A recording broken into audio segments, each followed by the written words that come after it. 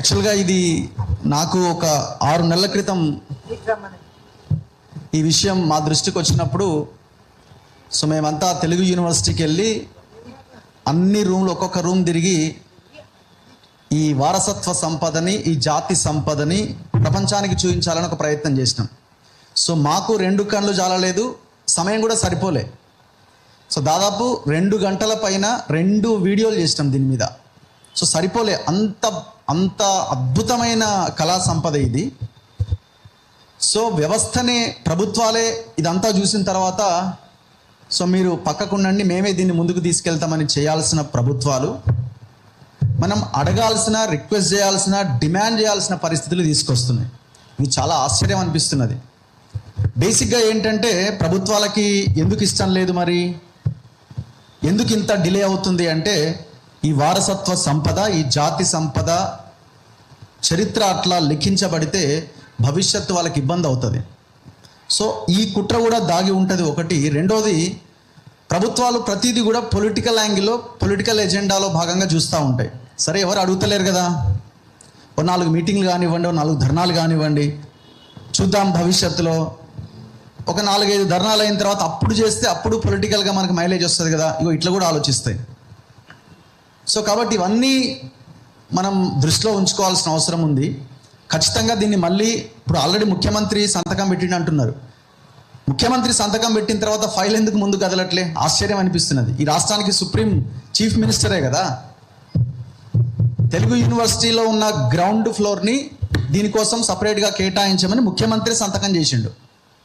Telugu university higher education పరిధిలో ఉన్నది.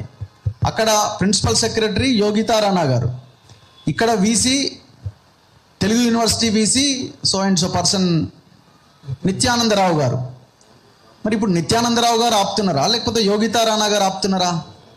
అసలు నన్ను అడిగితే తెలుగు యూనివర్సిటీ ప్లేస్ కూడా టోటల్ యూనివర్సిటీ మొత్తం అంతా సెట్ చేసి దాని ఒక మ్యూజియం కింద మార్చాలి.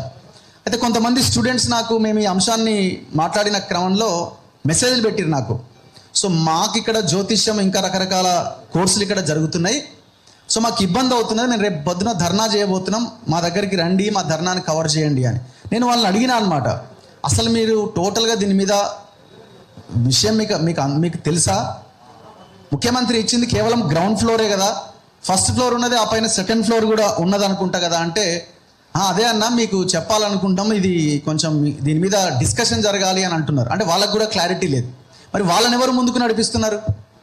అసలు ఉద్దేశం ఏంది? మీకు యూనివర్సిటీ ఆల్రెడీ 100 ఎకరాలు 200 ఎకరాలు బాచుపల్లి దగ్గర ఇచ్చారు, అక్కడ వెళ్ళడం దూరం అవుతున్నది. ఒకవేళ అక్కడికి వెళ్ళడం దూరం అయ్యే వాళ్ళకి ఆల్రెడీ అదే యూనివర్సిటీలో 2 ఫ్లోర్లు ఖాళీగా ఉన్నది, అక్కడ మీరు క్లాసులు నిర్వహించుకోవచ్చు. మ్యూజియంకి మీకున్న ఇబ్బందే లేదు. మరి దేనికి కారణం ఏంటి? అసలు గవర్నమెంట్కి ఇవ్వాలన్న ఆలోచన ఉందా, ఇవ్వద్దన్న ఆలోచన ఉందా? ఏదో ఒకటి క్లారిటీ ఇచ్చే ప్రయత్నం చేస్తే పబ్లిక్ చూసుకుంటారు ఇక.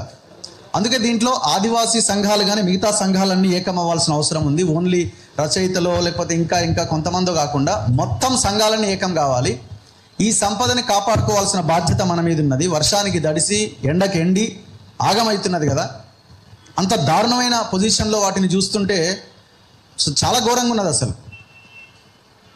సో ఒక సాలార్జంగ్ మ్యూజియం, ఇంకా ఎన్నో మ్యూజియాలు చూడడానికి ప్రపంచంలోంచి ఎక్కడెక్కడి నుంచో అక్కడికి వస్తుంటారు కదా. సో దీన్ని కూడా మ్యూజియంగా తయారు చేసి ఎక్కడెక్కడి నుంచో వస్తారు.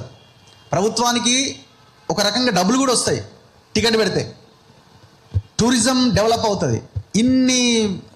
ఇన్ని రిలేషన్ అంటే ఇంత సంబంధం ఉన్నటువంటి ఇంత గొప్ప సంపదని ఎందుకు వదిలేస్తున్నారు? సో కాబట్టి ఈ పోరాటం, ఈ వేదిక ద్వారా మనం చెప్పడం వలన రేపు పొద్దున అయిద్దని అనుకోవడం పొరపాటు. వాళ్ళు అట్లనే చేస్తుంటారు, మనం ఇంకా బలంగా కొట్లాడాల్సిన అవసరం ఉంది. వాళ్ళు మనం సాఫ్ట్గా కొట్లాడితే వినకపోతే గట్టిగా కూడా కొట్లాడాల్సి వస్తుంది, రోడ్ల మీద కూడా రావాల్సి వస్తుంది. సో ముఖ్యమంత్రి సంతకానికే విలువ లేదా అనే ఒక ప్రశ్న ఇప్పుడు వస్తున్నది. సో కాబట్టి ఎవరైనా కాంగ్రెస్ వాళ్ళు లేకపోతే మంత్రులు ఎవరైనా ఈ వీడియోలు చూస్తే, అయ్యా నీ సంతకానికే వాల్యూ లేకుండా పోయిందట, ఆ వీసీ ఆపుతున్నాడా లేకపోతే ఆమె యోగితారాన్ని ఆపుతున్నదా తెలుసుకొని తక్షణమే అది కేటాయించండి, లేకపోతే మీ సంతకానికి వాల్యూ ఉండదు అని ప్రజలు భావించాల్సి వస్తుందని ఎవరైనా చెప్పండి దయచేసి. Thank you. ధన్యవాదాలు. ధన్యవాదాలు.